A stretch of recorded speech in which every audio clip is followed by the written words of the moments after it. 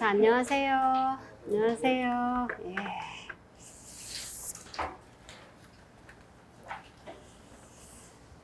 네, 저는 지금 모아 소방학원에서 1차 하고 2차 설계 및 시공을 강의하고 있는 이승화입니다. 그래서 1차는 제가 맡은 과목이 구조원리하고 이제 법령이에요. 그래서 다음 주에 법령 공개 강의 할 때도 제가 설명을 할 거고요. 오늘은 이제 구조원리에 대해서 간략하게 여러분 다 알고 계시는 내용이에요. 그런데 이제 수업하는 할 때 이제 저는 이렇게 좀 내용하고 어떤 방법 이런 거보다도 그냥 구조원리 소방시설에 있는 어떤 소방시설 각각의 화재 안전 기준의 설치 기준을 바탕으로 하는 내용을 한 3시간 걸쳐서 아주 간략하게, 이게 말이 안 돼요. 그쵸? 이 많은 30몇 개의 이 기술 기준 또는 성능 기준을 3시간 안에 한다라는 거는 말도 안 되는데, 그냥 중요한 거 포인트만 잡고요. 그 중에서 개정된 사항이 있으면 그리고 또 여러분들이 알고 계셔야 되는 내용 위주로 간략하게 설명을 하고 넘어가겠습니다.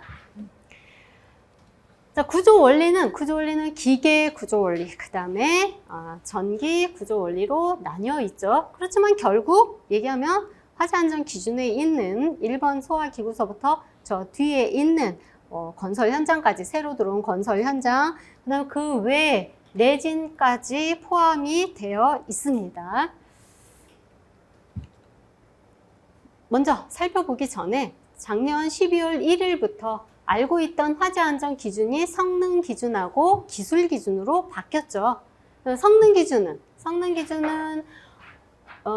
되게 간략하게 되어 있는 거예요. 기술 기준은 그것을 세부적으로 우리가 예전에 그냥 설치 기준 그럼 다 알고 있던 내용, 그것이 이제 기술 기준으로 간 겁니다. 그럼 성능 기준 따로 기술 기준 따로 공부를 해야 되느냐? 아니죠. 네, 더더군다나 1차는 쓰는 것이 아니고 우리가 선택형 답안을 하기 때문에 기술 기준 위주로 공부를 하시는 게 좋습니다. 다 포함된 내용이니까.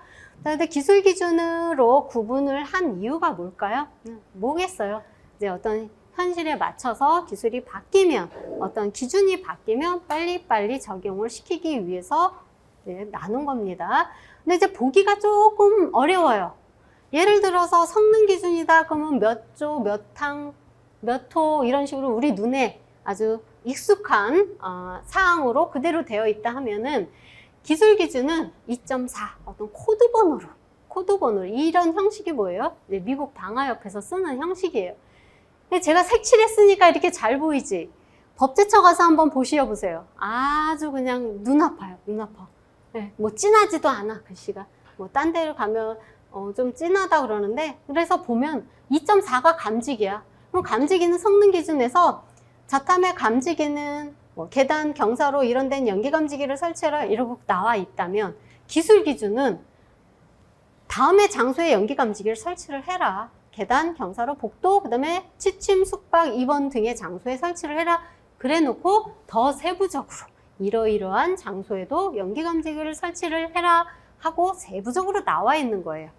공부는 이 위주로 합니다. 구조 원리 공부할 때 그러면 이 화재 안전 기준에 나온 대로 이 뒤에 있는 것까지 이렇게 길게 공부를 하느냐? 아니죠. 여러분들은 1차하고 2차는 조금 구분을 둬야 될 필요가 있어요. 1차는 어떤 키워드적인 거, 중심적인 거 이 위주로 보시고, 자, 그 대신 2차 때 점검 실무를 보면 여러분 어차피 쓰셔야 돼요. 그래서 설치 기준이나 중요하다 그러는 거, 자, 요런 거는 1차 공부하면서부터 정리를 하시는 거예요. 예, 1차만 보고 합격하면 안 하셔도 돼요. 근데 2차도 봐야 되기 때문에, 나는 설계 시공만 본다 하더라도 설치 기준은 중요합니다. 중요 설치 기준 같은 경우는 수업 시간에 제가 말씀을 드리면 별도로 정리를 해 두실 필요가 있습니다. 1차부터. 2차 때 하려면 조금 바빠요. 마음이 바빠. 네. 자, 소방시설의 종류는 소화설비, 경보설비, 피난구조, 소화용수설비, 소화활동설비, 그 밖에 기타, 그래서 화재안전 기준. 제가 이제 기술 기준, 성능 기준 이렇게 나눠서 말 안 합니다. 그냥 화재안전 기준. 어차피 둘 다를 화재안전 기준이라고 얘기합니다. 그러면 소화설비다 그러면 코드가 101이에요. 왜? 소화설비 1부터잖아. 우리가 시설법에서 나와 있는 소방시설의 종류 그러면 이 번호 그대로 101이에요. 경보설비다 201부터 시작하고요. 자, 여기 기타는 소화활동설비가 501부터 해가지고 나옵니다. 그러면 기타는 뭐 지하구, 도로터널, 고층, 건설 현장, 이제 임시소방시설이 건설 현장의 화재안전 기준으로 바뀌었습니다. 그럼 얘는 몇 번부터? 601부터 나가는 거예요. 내진 설계까지 우리는 공부를 해야 된다.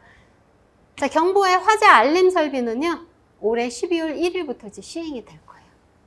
그러니까 내년 시험 대비, 1차 대비를 하면은 이에 대한 내용이 들어가겠죠.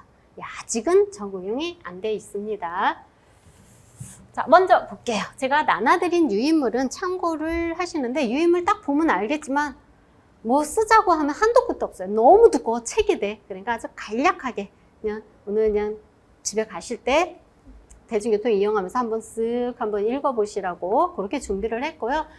설명도 역시 세부적으로는 못해요. 한번 훑는다. 화재안전 기준을 한번 훑어본다 라는 개념으로 보시면 되겠습니다. 먼저 소화설비의 소화기구 및 자동소화 장치입니다. 소화기구 및 자동소화 장치예요. 소화기구는 세 가지를 포함합니다. 소화기, 간이소화 용구, 그리고 자동확산 소화기. 이렇게 세 개가 소화기구예요. 그래서 소화기구의 설치 기준을 다 어떻게 알고 있냐면 소화기만 떠올려. 아니에요. 소화기구에는 얘네 둘도 다 들어가는 거예요. 자, 소화기는 다시 또 대형, 소형 이렇게 나뉘고 간이소화용구? 얘 능력단위 있어요, 없어요? 있어요. 예, 있어요. 있는데 1 미만이야. 능력단위 1단위 미만이야. 간이소화용구에는 뭐가 있냐? 애투소야, 애투소. 에어로졸, 투척용, 소공간용 하고 소화약제 외의 것으로 사용되는 모래, 마른 모래, 팽창질석, 팽창진주화. 자, 걔 단위 있잖아요. 0.5단위. 뭐 50리터, 80리터. 자, 이런 것이 간이소화용구, 자동확산 소화기, 자동확산 소화기, 보일러실, 음식점의 주방, 사람의 왕래가 어려운 발전실, 변전실 여기에 설치하는 거. 어디에 설치했어요? 우리 이제 아파트에 보면 보일러실 딱 이렇게 열면은 거기에 보일러 설치되어 있는데 위에 설치되어 있죠? 이게 자동확산 소화기. 지금 이거의 정의도 또 바뀌었어. 언제? 8월 9일 날. 그래서 정의가 추가가 된 게 있어요.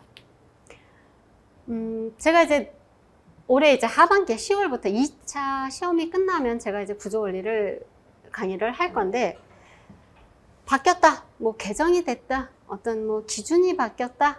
그러면 교재는 바꿀 수가 없어요. 이미 출간돼서 나왔으니까 그때그때 유인물을 나눠드리면서 수업하는 도중에 말씀을 드립니다. 그래서 이제 한꺼번에 몰아서 마지막에 다 한꺼번에 할 수도 있고 근데 너무 많은 양이 바뀌었다. 그럼 수업 도중에 해당되는 설비를 이제 개정대안 사항 포함해서 설명을 드릴 겁니다.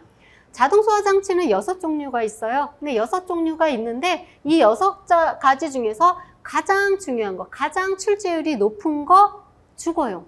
주거용부터 먼저 본 다음에 그 다음에 순차적으로 하나씩 이제 설치 기준을 공부하시는 거예요. 1차는 괜찮아요. 수치 위주로 보면 돼. 또 뭐 어떤 문구가 주거용부터 보고 그 다음 걸 보면 돼. 자, 그런데 2차는 써야 돼. 쓰면은 제가 항상 그래요. 주거용부터 먼저 설치 기준 정리하세요. 그 다음에 캐비닛형, 그 다음에 가스 분말 고체 에어로졸은 하나로. 하나 설치 기준이 하나니까. 하나로 뭉쳐져 있으니까. 자, 이렇게 해서 하면은 여러분들이 눈여겨볼 거는 4개의 설치 기준이다.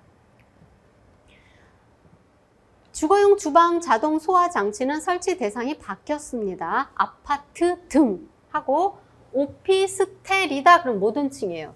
오피스텔. 예전에 오피스텔이 30층 이상일 때만 주거용 주방 자동 소화 장치를 했어요.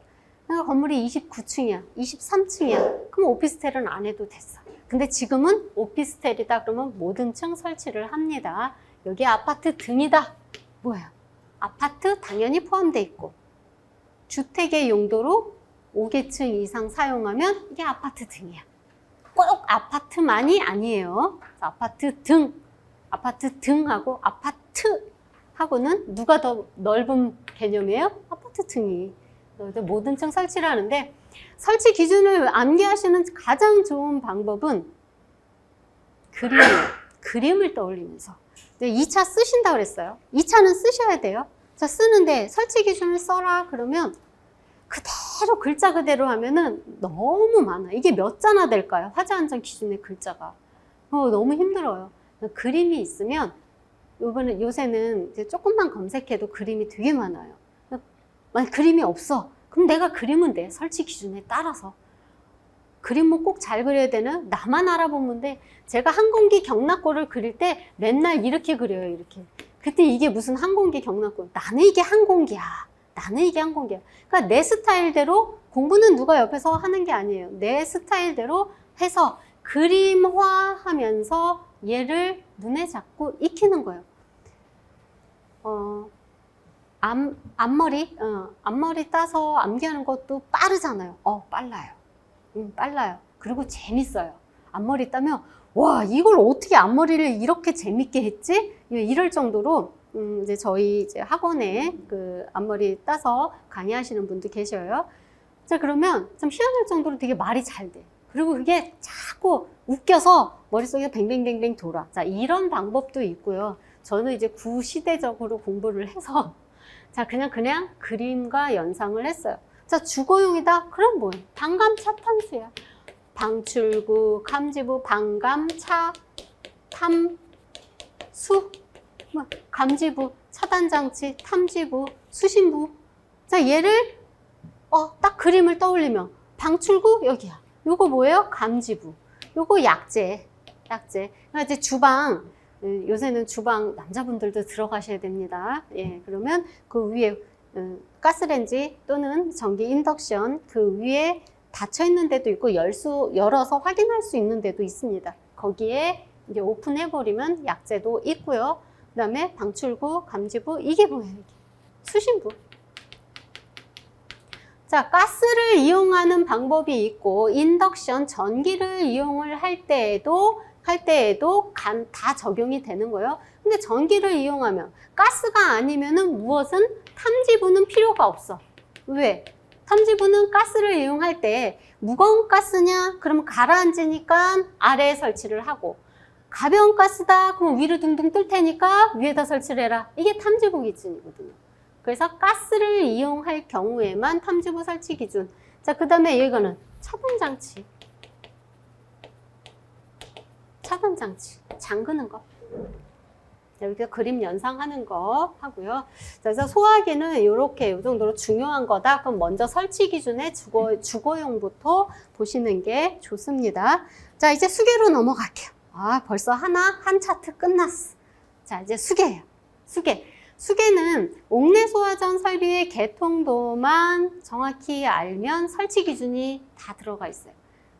유사하다라는 거예요. 수계를 이용하는 건 배관의 압력에 따라서 어떤 배관의 종류를 쓰느냐, 이거 수계 다 동일. 어디까지? 자, 여기 펌프의 요 부분, 펌프 주위 배관은 수계면 동일합니다. 거의 유사하다고 보시면 돼요. 그래서 여기서부터 살펴볼게요. 그럼 구성들을 딱 보면 일단 수계니까 뭐가 있어야 돼요? 물을 저장해야 돼. 해당되는 방수구로, 소화전이니까 방수구예요. 방수구로 물을 방수시키는 때도. 자, 헤드는 이제 천장 반자 아래에 바로 헤드가 있어. 자, 그러면 헤드까지 물을 보내서 소화를 시킬 때도 무엇이 필요하다? 수조. 이렇게 펌프보다 아래에 설치되어 있는 수조를 무엇이라고 한다? 부압 방식. 지금은 부압 방식으로 잘 안 해요. 거의 어떻게 해요? 펌프하고 동등 이상의 위치에서 수조를 설치합니다. 왜 그럴까요? 땅덩어리는 그대로인데 왜 그럴까요? 공동현상을 일어나지 않게 하려면은 무엇이 유흡 입수도가 커야 되잖아요. 네, 그런 것 때문에 동등 이상의 위치에 설치를 합니다. 그러나 개통도는 항상 최악의 조건, 가장 많은 부속품이 있는 악의 조건에서부터 시작을 해야 각각의 부속품의 설치 기준을 알 수 있는 거죠. 자, 이렇게 해서 수조는 수조에다가 물을 집어 넣을 건데 얼만큼의 수온의 양을 집어 넣어야 되느냐, 얼만큼 확보를 해야 되느냐 몰라요.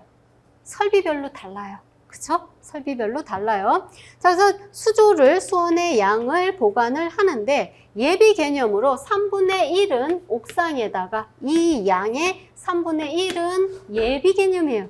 이 옥상에다 설치됐다 그래서 얘를 고가수조 가압송수장치 방식하고 똑같게 생각하면 안 된다.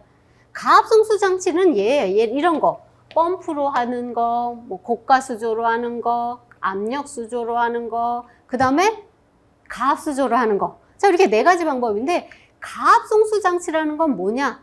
가압, 송수, 물을 가압해서 물을 해당되는 방수구 또는 헤드까지 보내야 돼. 즉 어떤 거냐? 방수 압력을 만족을 시켜줘야 돼. 옥내소화전이면 0.17, 스프링클러면 0.1. 자, 해당되는 설비의 방수압을 만족시켜주는 게 가압송수장치. 가압송수장치는 주 예비 보조 중에서 어떤 거를 얘기할까요? 주펌프. 자, 그래서 펌프 설치하고요. 이제 펌프 방식이야. 얘는 가압송수장치가 펌프 방식이에요. 밑에 수원의 양을 계산해서 집어넣고 물 확보하고 3분의 1 예비 개념으로 옥상에다가 이제 설치를 합니다. 물론 설치하지 않을 수 있는 조건도 있어요. 자, 그 다음에 이 펌프 주위로 보면은 지금 같이 흡입이야. 흡입. 여기서부터 흡입을 해야 돼. 흡입을 할 때는 연성계, 흡입 측에, 토출 측에는 압력계. 요 기호도 요거 지금 잘못됐죠. 연성계는 어떤 기호여야 돼요? 요 슬러시가 없어요. 연성계는. 그리고 얘 연성계는 게이지가 어떻게 돼요? 마이너스 땡땡땡 얼마.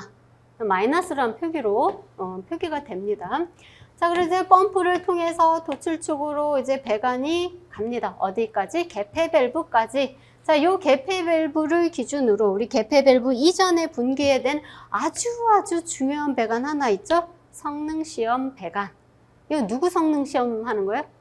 펌프 성능. 이 펌프가 해당 특정 소방 대상물에 적합한지 이 시험하는 테스트 배관. 이게 성능시험 배관. 얘는 개폐 밸브 이전에 분기한다. 꼭 체크 밸브 이전이 아닙니다. 자, 그 다음에 지금같이 부합 방식이다. 그러면 누구를 설치해요? 물올림 탱크를 설치합니다. 얘는 뭐 하는 애예요? 얘는 부합 방식이니까 있는 애야. 정합 방식이다? 그러면 얘 필요 없어. 안 해도 돼. 얘는 펌프 흡입 측에 물을 공급하는 배관. 물이 없으면 양수할 수가 없어. 내가 후트 밸브가 있는데 후트 밸브를 고칠 거야. 고치면은 얘가 이제 그 상태에서 펌프 이제 여기를 고친다. 얘를 고치고 얘가 문제가 있어. 아니면 고치지 않아도 돼. 얘가 문제가 있어. 그럼 흡입이 안 돼. 흡입이 안 되면 해당되는 방수구나 헤드까지 물을 송수할 수가 없어. 그러니까 이런 부합 방식이면 어떻게 해라? 물올림 탱크를 설치를 해서 얘는 펌프의 흡입 측에 물을 항상 공급할 수 있도록 체크 밸브 이전에 설치하는 애. 체크 밸브 이전에. 자, 그 다음에 또 체크 밸브 이전에 설치하는 거 하나 있죠? 체절 운전할 때 수온이 상승합니다. 자, 수온 상승하는 걸 방지하기 위해서 20mm 배관, 20mm 이상의 배관에 무엇을? 20mm 이상의 배관에 릴리프 밸브를 설치를 하는 순환 배관. 얘는 수온 상승 방지죠. 순환 배관도 설치를 한다. 그러니까 펌프 토출 측에 개폐 밸브 이전에 설치하는 거 3개. 성능시험 배관, 물올림 장치 있으면, 그러니까 부합 방식이면 설치하는 거 순환 배관. 자, 배관 설치에 대한 것은 이제 개통도를 통해서 스프링클러도 똑같습니다. 요 주의 배관은. 자, 이제 개폐 밸브 이후에 설치하는 게 있어요. 개폐 밸브 이후에. 펌프 도출축 개폐 밸브 이후에 설치하는 애. 예. 압력 챔버. 지금은 압력 챔버 많이 안 써요. 누구 써요? 전자식 압력 스위치 써요. 얘네들을 뭐라 그래요? 기동용 수압 개폐 장치. 기동용 수압 개폐 장치.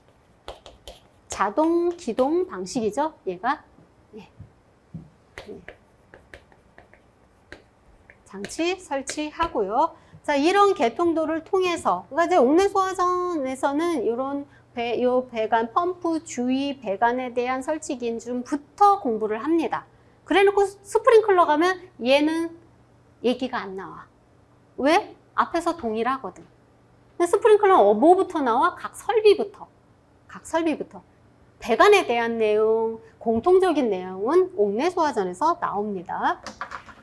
자, 그러면 수온의 양, 물을 얼만큼 보관을 할 거냐가 중요하다고 그랬어요. 네. 수온의 양은 펌프 토출량의 무엇만 계산을 하면 돼요? 시간만 계산해주면 수온의 양이에요. 수온의 양. 자, 이제 딱 보니까 똑같아. 얘도 양, 쟤도 양이야. 그럼 어떻게 계산을 해야 되지? 단위가 달라요. 수온의 양은 보통 몇 톤 보관할 거냐? 몇 톤 저장할 거냐? 얘는 펌프 토출량은 분당 얼만큼 흘려보낼 거냐? 펌프잖아, 펌프. 이 둘 계산을 해라. 그 다음에 여기다 하나 더를 계산을 할 줄 알아야 돼. 누구를? 양정. 전양정. 얘까지 계산할 줄 알아야 최종 우리의 목표는 누구예요? 동력 계산할 줄 알아라 하고 이제 최종 동력 계산하라고 나옵니다. 이거는 지금 전동기 동력을 기준으로 말씀을 드리는 거예요. 또 양정은 이 Q는 뭐예요? 펌프의 동력이니까 펌프의 토출량이지.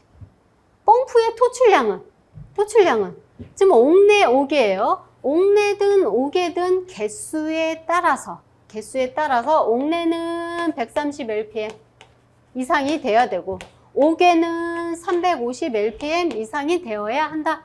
그럼 개수는 설치된 최대 개수를 적용하면 되는데 10개 설치됐어. 그렇다고 소화전 10개에 대한 LPM 130이 아니라 한정져 주는 거야. 근데 설치된 대로 다 그만큼의 다 물량이 필요 없어. 펌프의 용량도 그만큼 다 소화시킬 만큼 그렇게 보관하지 않아도 돼. 기준, 이건 초기 소화잖아요.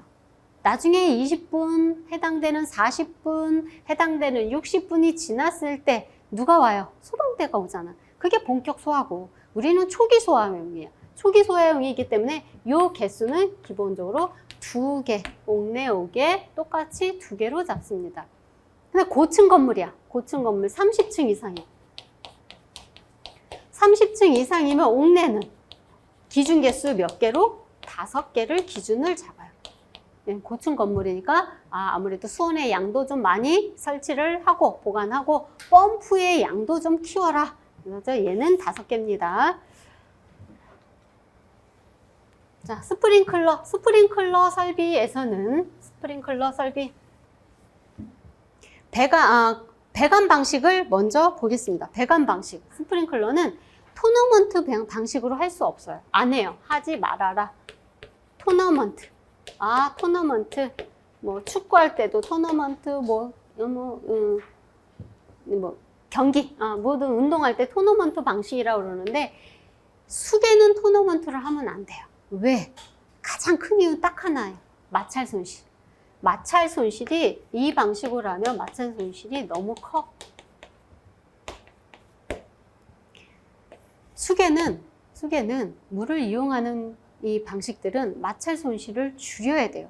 물론 공동현상이 일어나지 않게 하는 것도 중요하지만 왜 자꾸 공동현상이라고 그럴까요? 공동현상이 일어나면은 이제 뭐냐면 이제 물이 이게 액체잖아요, 물이. 얘는 온도를 올리지 않고 압만 내리면 기체가 돼. 액체가 기체되면 뭐예요? 기화가 돼. 그래서 기포가 발생이 되는 거예요. 기포가 발생이 되면 펌프에서 기포가 발생이 되면 임펠러에 침식작용이 일어나. 그럼 펌프가 고장이 났어. 그러면 얘 하는 역할이 뭐예요? 물을 보내줘야 되잖아. 그럼 해당되는 곳까지 물을 못 보내. 그래서 자꾸 흡입 측의 공동현상이 일어나지 않으려면 마찰 손실도 줄여야 된다. 또 펌프의 동력을 계산을 할 때도 이 펌프 동력도 계산을 할 때 H 양정이 들어간단 말이죠. 이 양정도 계산하면 마찰 손실 같이 계산을 해줘요.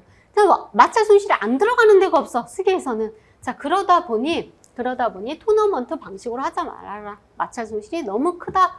가지배관 방식으로 합니다. 가지배관 방식으로. 가지배관이라는 하나의 가지배관의 헤드는 몇 개? 8개 이하로 규정을 줬어요. 단 항상 국내에 있는 모든 기준은 다만하고 하는 게 있죠. 예외 조항도 있습니다. 자, 그래서 가지배관이 이제 헤드까지 물을 공급하는 게 가지배관. 이 가지배관에 물 공급하는 건 또 누구야? 교차배관. 가지배관은 교차배관 위에 이렇게 설치되어 있고, 가지배관에 물 공급하는데 하는 애 교차배관. 교차배관에 물 주는 애 수평 주행배관. 발음이 제가 오전에 좀 많이 말을 했더니, 자, 수평 주행배관. 자, 그 다음에 입상관 또는 뭐 주배관. 이게 다 급수배관. 그래서 이런 배관 방식은 가지배관 방식으로 한다. 자, 그럼 스프링클러 설비에서 종류가 옥내는 그냥 옥내 소화전 설비야. 그래가지고 방수구 설치하고 그 세부적인 기준들이 있지만 그냥 딱 그걸로 끝나. 근데 스프링클러 설비는 설비 종류가 5가지가 있는. 5가지가. 그래서 범위가 넓어요. 그래서 공부하려고 하면 책이 이렇게 그 부분이 이렇게 두꺼운 거예요. 근데 문제 출제 비중도 스프링클러에서 많이 나와요. 일단 수계에서 많이 나와요. 구조원리가 기계하고 전기예요. 문제가 비중이 우리가 몇 문제 풀어요? 25문항을 풉니다. 자, 그러면 기계에서 15 정도, 전기 많이 나오면 10개 문제 정도. 그러면 기계에서는 어디가 세계로 가장 많이 보시면 돼요. 수계, 가스계, 그 다음에 제연. 기계에서 뭐 나는 전기가 더 우월해. 그러면 뭐 이거 다 맞고 여기 몇 개 하면 구조원리에서 과락난 사람은 없어요. 구조원리에서. 네, 구조원리는 그렇게 어렵게 나오지는 않습니다. 그냥 수업만 정확히 잘 들어도 뭐 과락은 없습니다. 자, 이 수기에서도 출제가 가장 많이 됐던 게 어디예요? 스프링클러. 자, 스프링클러는 설비가 이렇게 5개로 나뉘니까 낼 문제들이 많아. 또 계산 문제도 그렇고. 자, 그 다음에 또 하나, 걔가 많이 출제될 수밖에 없는 게, 우리 개수는 소화전, 옥내 소화전 딱 2개였잖아요. 근데 스프링클러는 나도 몰라. 10개, 20개, 30개 다 그때그때 달라. 수평거리도 달라. 외워야 될 게 많은 거야. 자, 먼저 설비부터 살펴볼게요. 습식, 건식, 준비작동식, 일제살수식, 부합식. 자, 습식은 말 그대로 습해. 1차, 2차 다 물이야. 그러니까 다 배관에 물이 차 있으니까 동결 우려가 있는 장소에 설치하면 얼 거 아니에요. 안 돼. 근데 동결 우려 없는 장소에 설치해야 되는 게 습식. 자, 동결 우려가 있다 그러면 2차 측의 물배관이 아닌 뭐 건식이나 준비작동식이나 사용을 합니다. 일제살수식은 헤드에 가멸체가 없어. 그래서 배관을 타고 물이 넘어가면 열려있는, 그러니까 헤드가 가멸체가 있어야 어떻게 돼요? 가멸체가 있어야 화재가 났다 그러면 요 부분만 터져가지고 여기서 물이 방사가 되는데, 개방형은 저 일제살수식에 쓰는 개방형 헤드는 얘가 없으니까 배관을 타고 물이 이렇게 와가지고 화재가 어디서 나서 신호가 받아가지고 밸브가 열렸다. 그러면 설치되어 있는 헤드는 어떻게 물이 다 방사가 되는 거야. 화재의 열에 의해서 그 부분만 터지는 게 아니라 다 개방이 돼. 다. 수송 피해가 크겠죠. 오독 동작이 나면. 아주 조심스러운 게 일제살수식이에요. 얘는 개방형 헤드를 씁니다. 자, 부합식은 2차 측이 물이야. 근데 이 부합식은 습식을 약간 보완을 했다고 할까요? 수송 피해를 줄이고자 진공 펌프를 사용해서 평소에 부합 상태를 유지하는 거예요. 진공펌프가 딱 잡고 있다가 화재다 그럼 진공펌프가 이제 정지하는 거야. 그래서 다시 마이너스 압을 플러스 압으로 정압으로 올려가지고 밸브가 개방돼서 물이 쏟아지는 거. 이건 부압식. 가장 많이 설치되는 게 습식하고 뭐예요? 준비작동식. 지하주차장이다? 그럼 준비작동식을 설치를 합니다. 준비작동식은 1차는 물이에요. 2차는 대기압이에요. 1차, 2차 지금 얘기하는 게 이 밸브를 기준으로 여기가 1차. 2차는 밸브 기준으로 위에. 그러니까 여기는 공기, 대기압이야. 대기압이고 1차는 물이야, 물. 여기서 이제 헤드 연결되면 여기 이제 화재 이 준비작동식은 얘 폐쇄형입니다. 그러면 다 설치되어 있는 게 개방되는 게 아니라 그 부분, 화재가 난 그 부분에 있는 헤드만 탈락이 되면서 이 부분 물이 방수가 되는 거예요. 그럼 물이 방수되니까 배관의 압이 낮아져. 네, 낮아져가지고 이제 클래퍼가 개방이 돼가지고 물이 2차 측으로 넘어가서 이제 송수를 해주는 거죠. 자, 이제 얘는 2차 측이 대기압이야. 근데 얘랑 비교를 해서 건식, 얘는 2차 측도, 얘도 2차 측이 공기야. 공기는 공기인데 압축 공기로 꽉 채워졌어. 그러니까 얘를 2차 측으로 가압수가 넘어가려면 클래퍼가 개방돼서 넘어가려면 이 대기압이면 요 압만 내가 이기고 넘어가면 돼. 근데 건식은 여기가 압축 공기가 꽉 차 있어가지고 얘 압을 빨리 빼내고 클래퍼가 개방됐을 때 1차 측의 물이 2차 측으로 넘어가게 해야 하는 게 문제야. 압축 공기이기 때문에. 일반 대기압이 아니기 때문에. 그래서 방수 지연이니 뭐 시험 배관 장치 설치를 할 때 시험 장치 설치를 할 때 2차 측의 내용적이 크면은 1분 이내에 방수를 해야 된다. 이런 조건이 건식에 들어가요. 건식에 압축 공기이기 때문에요. 자, 그러면은 이 밸브들이 개방될 때 어떤 신호로 개방이 되느냐? 습식과 건식은 감지기를 이용하는 것이 아니라 폐쇄형 헤드이기 때문에 가멸부에 의해서 해당된 화재가 난 그 부분에 가멸부가 개방되면서 이제 밸브를 작동시킵니다. 자, 그런데 얘네 세 개는 감지기의 감지 신호에 의해서 밸브가 작동이 됩니다. 글자가 5개 있는 준비작동식하고 일제살수식은 그 중에서도 감지기를 A, B 교차회로로 쓴다. 자, 감지기 개수 산정하시오. 그러면 준비작동식이다. 그러면 계산을 했어. 내가 면적별로 해서 감지기 구질구질 외워가지고 계산을 했더니 20개가 나왔어.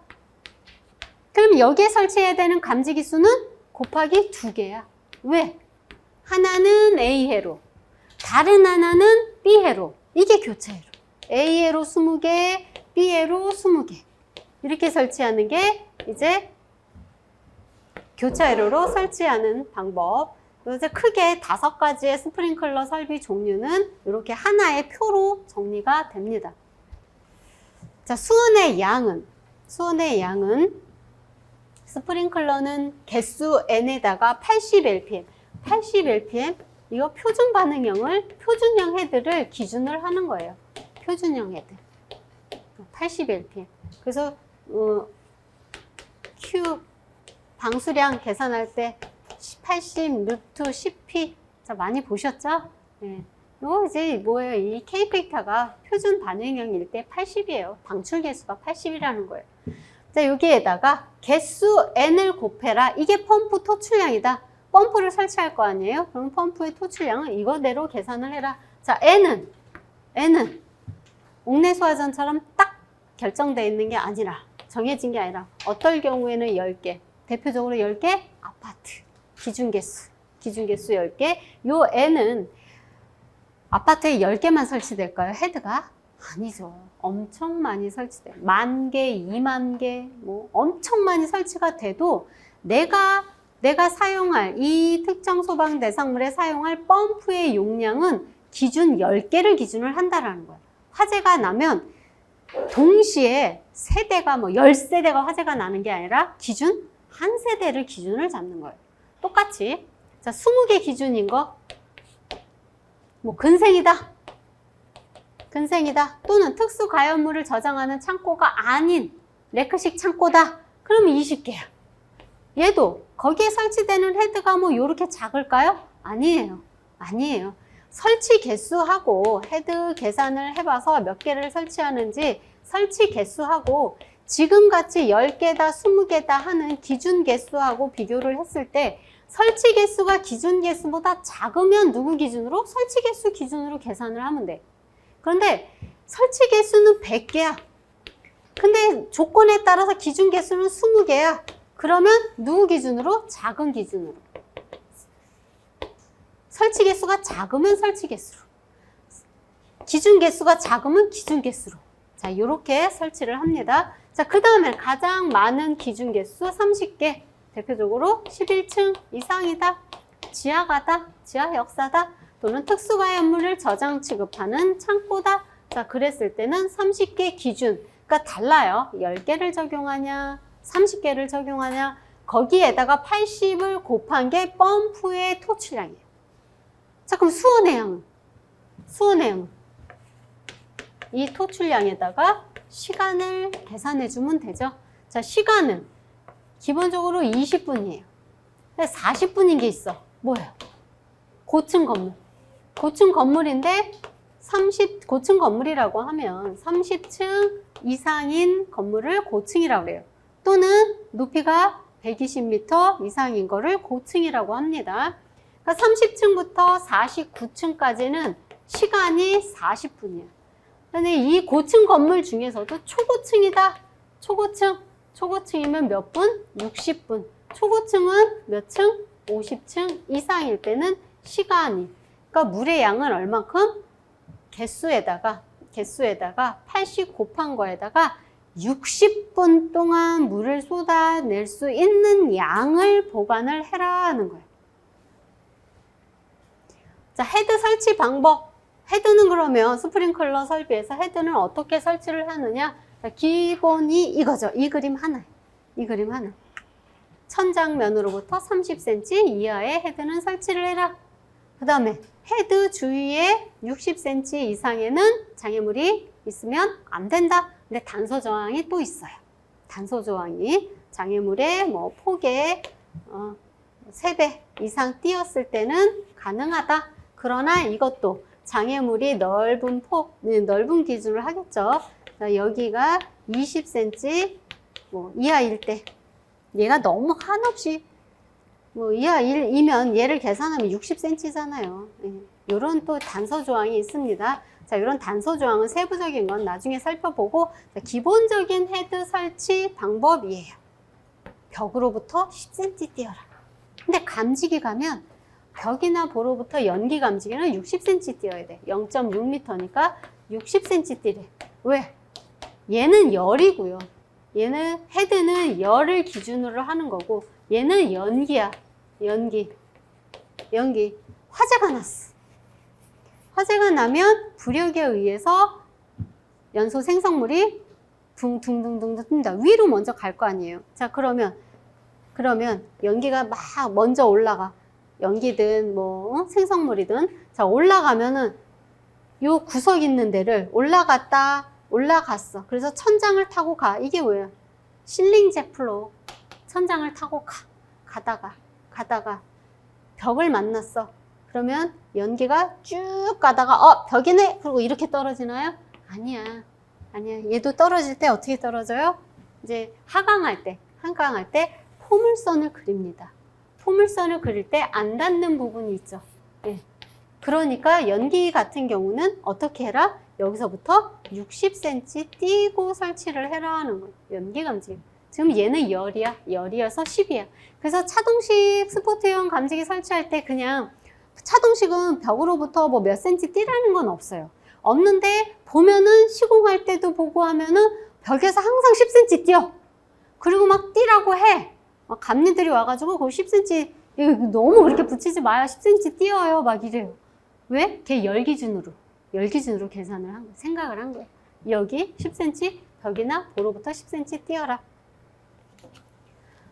그 다음에 이제 각각의 상황에 따라서 설치 기준이 나옵니다. 지금과 같이 천장의 기울기가 10분의 1을 초과할 경우에, 자, 기울기라는 건 뭐예요? 10분의 1. 자, 열만큼 가가지고 1만큼 올라간 거. 이게 기울기. 이게 기울기. 이게 기울기. 자, 10분의 1을 초과할 때 어떻게 헤드를 설치해라. 자, 이런 기준이 있죠. 최상부를 마주 보면서 헤드를 설치할 때, 최상부에 헤드를 설치할 때, 그 다음 헤드가는 S만큼 띄면 되는 거고. 자, 지금처럼 최상부를 기준으로 마주보게 했다. 그러면 최상부를 기준으로 여기서부터 2분의 1S, 여기서부터 2분의 1S, 합치면 S. 합치면 S. 자, 요런 기준. 또 연소할 우려가 있는 계구부. 자, 연소 우려가 있는 구조, 연소할 우려가 있는 계구부. 다른 거예요. 네, 이런 계구부는 어디예요? 방화 구획을 해야 되는데 방화 구획을 못 해. 왜? 에스컬레이터를 설치할 거야. 방화 구획을 해야 되는데 창고야. 컨베이어 벨트를 막 설치를 해야 돼. 그래서 방화 구획을 못 해. 이런 부분에 설치할 때, 헤드를 설치할 때의 기준이에요. 통행에 지장이 없냐, 통행에 지장이 있느냐에 따라서 헤드를 2.5m마다 또는 1.2m마다 설치를 해라. 자, 이런 연소할 우려가 있는 계급에 설치하는 게 드렌처 설비. 자, 또 이런 연소할 우려 말고 또 어디? 이제 방화지구 같이요. 건물이 따닥따닥 너무 이렇게 여기에 건물이 있는데 여기 또 건물이 있어. 근데 이게 너무 가까워. 너무 가까워. 그러면 허가 당시에 어떻게 하냐면, 야, 여기 외벽에 여기도 또 건물이 있어. 이런 골목을 가지고 그러면 요 외벽에 요 벽에 여기가 화재 나면 너희 건물 보호하기 위해서, 또는 너희가 화재 나면 이쪽으로 번지지 않게 하기 위해서, 연소 확대를 막기 위해서 요 외벽에 어떻게 해요? 개방형 헤드인 드렌처 헤드를 설치하게 합니다. 이런 네. 드렌처 설비는 헤드가 폐쇄형일까요? 개방형일까요? 개방형이에요. 왜? 그냥 밸브 열리면 다 쏟아져. 다 쏟아져. 이렇게 삥 둘려게 설치했다? 비 오는 것 같아. 테스트 할 때 한번 보면은.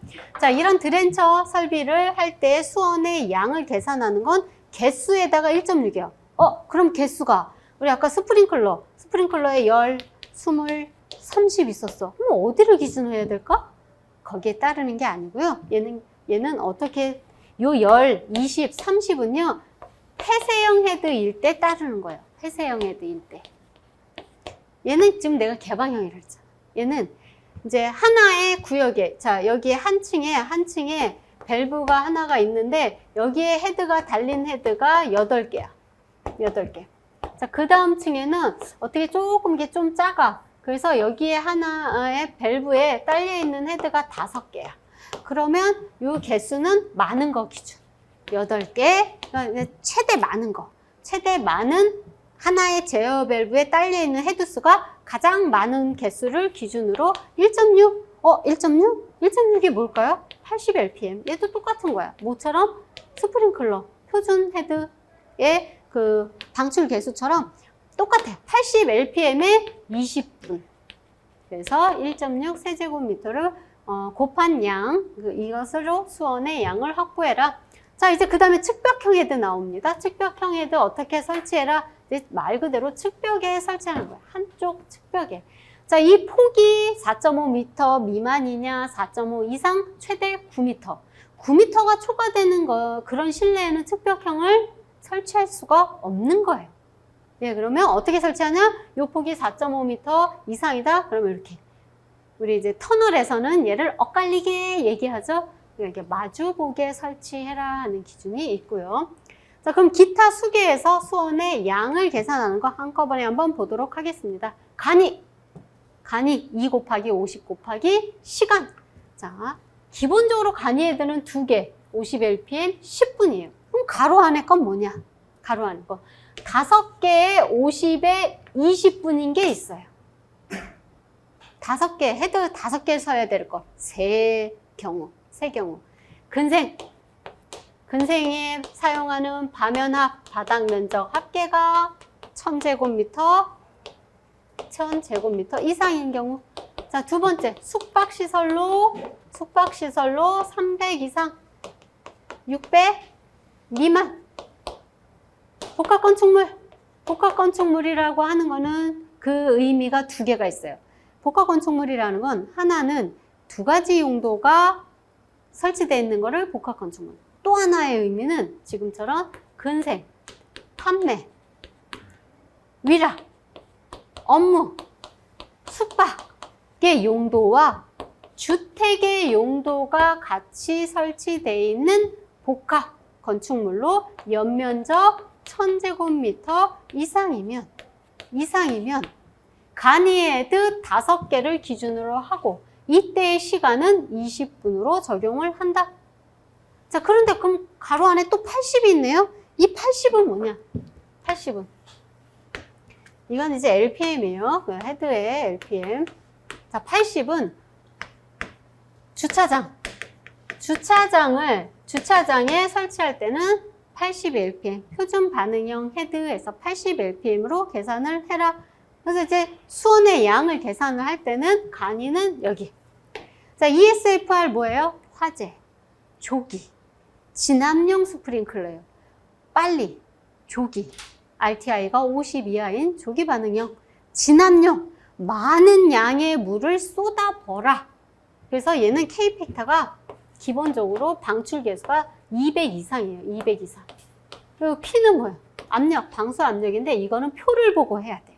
ESFR은요, 창고에 설치하는 설비예요. 주로 13.7m 이하인 창고에 설치하는 거기 때문에 창고에 저장하는 물품의 높이와 창고 자체의 높이 두 가지 조건을 만족했을 때 헤드의 방출 개수가 몇이냐에 따라서 그 표에 의해서 방수압 P를 계산을 합니다. 그 조건에 의한 P로 계산을 합니다. 12는 가지배관 3개에 각 가지배관의 헤드 4개를 기준. 이래서 헤드 개수 12개예요.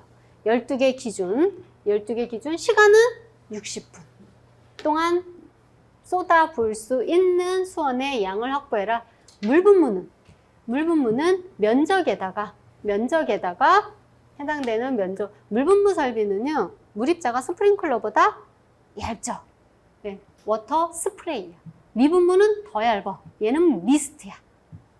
근데 물분무는 어떤 장치를 보호하기 위한 설비다라고 생각을 하시면 돼요. 네. 그래서 면적에다가 케이블 트레이냐 아니면 절연유 봉입 변압기냐에 따라서 또는 차고 주차장이냐에 따라서 Q값이 다 달라요. 10도 있고요, 12도 있고요, 20도 있어요. 그 대신 시간은 동일해요. 20분.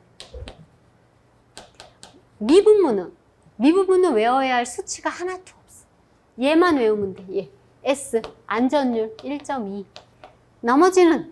나머지는 설계사가 다 계산해가지고 주어지는 그 개수, 주어지는 유량, 주어지는 시간에 맞춰서 다 곱해주면 돼. 단. 얘는 뭐예요? 더해줘요. 배관의 총체적을 더해준 양만큼만 보관하면 된다. 얘가 이제 시간이고, 얘는 다 조건에 주어집니다. 자, 포소화 설비. 포소화 설비는 제가 이렇게 간단하게 썼어요. 근데 포도 누구만큼? 스프링클러만큼 복잡해요. 그 계산이. 왜냐면 설비가 많아. 포워터, 포헤드, 고정포, 압축 공기포, 기본 4개의 설비에 항공기 경락고다 그러면 호소릴 포를 설치할 수 있는 기준이 있고요. 차고 주차장이다 그러면 호소릴 포 또는 포 소화전을 설치할 수도 있다. 그러니까 설비가 토탈 6개야. 근데 이 6개인데 기준되는 Q가 면적당 LPM 또는 최적당 LPM 또는 포워터 같은 경우는 개수에 따른 방사량, 얘는 정해져 있어. 얘 하나만 딱 하나야. 나머지는 약제에 따라서 또는 팽창비에 따라서 엄청 외울 게 많아. 근데 공식은 간단해. 악어떼, 악어떼. 악어떼에다가 약제량 그러면 S가 붙는 거죠. 자, 포는 화재 안전 기준에 의하면, 그러니까 TC, 화재 안전 기준에 의하면 포는 물에 약제를 더해서 포 수용액이 되는 거예요. 맞아요. 뭐 이거는 뭐 위험물에서 다르나요? 똑같아요. 위험물도 똑같아. 그런데 화재 안전 기준은 누가 100이냐면 얘가 100이야. 그리고 약제가 S야. 그럼 포 수용액 양을 구하세요. 그러면 우리 계산해가지고 100 플러스 S로 해야 되겠네요? 그렇게 안 하죠? 얘도 뭐야? 계산할 때. 얘도 100이야.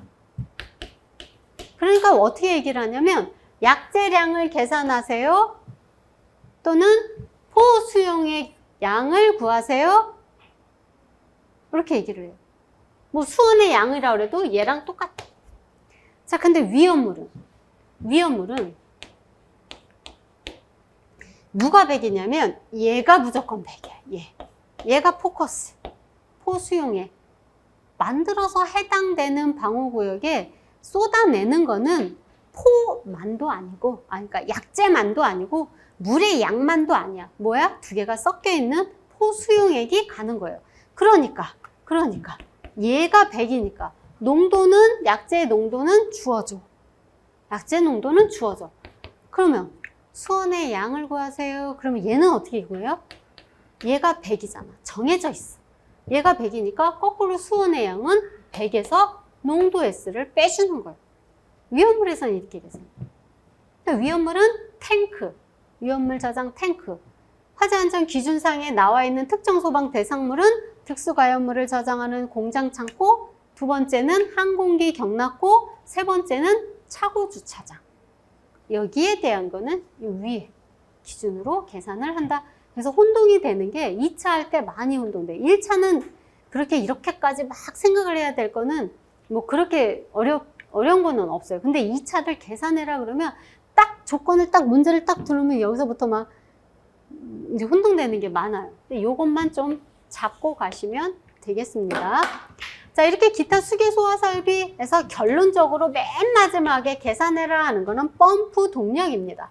그럼 펌프 동력을 계산하는 거 할 때 Q값은 알겠어. 여지껏 도출량에다 시간 곱하면 수원량 해서 토출량은 알겠어. 자, 그럼 요 H는 뭘까? H. 이게 전향정.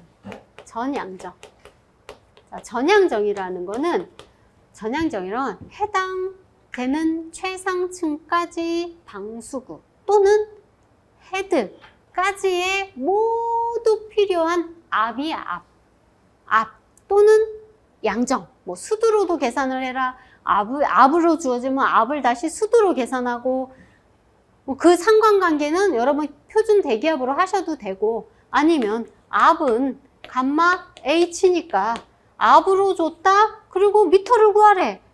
그러면 감마분의 P로 계산하면 돼.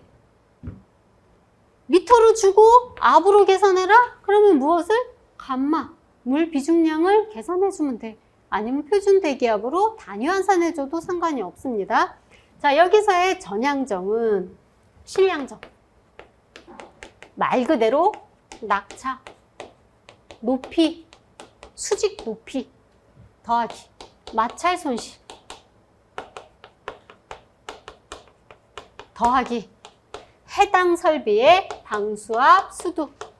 방수압 말하자면 환산수두예요. 방수압은 압으로 줄 거 아니에요. 얘를 무엇으로? 수두로, 미터로 환산해서 더해주면 되는 거예요. 자, 옥내면 17m. 스프링클러면 10.